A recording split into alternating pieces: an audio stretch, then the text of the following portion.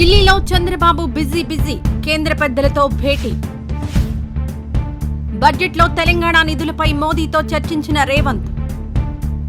కాంగ్రెస్ లో చేరిన 6 బీఆర్ఎస్ ఎమ్మెల్సీలు. ఈ నెల 8 నుంచి రష్యాలో ప్రధాని మోదీ పర్యటన. స్కూళ్లలో సదుపాయాలపై టీజీ విద్యాశాఖకు ఎన్హెచ్ఆర్సీ నోటీసులు. అసోం వరదల్లో 52కు చేరిన మృతుల సంఖ్య. హాత్రాస్ ఘటనలో 6 అరెస్ట్, పరారీలో భోలే బాబా. పాకిస్తాన్లో 370 రూపాయలకు చేరిన లీటర్ పాల ధర. టీమిండియాకు బీసీసీఐ 125 కోట్ల నజరానా. ఈ వీడియో నచ్చితే లైక్ చేయండి, షేర్ చేయండి.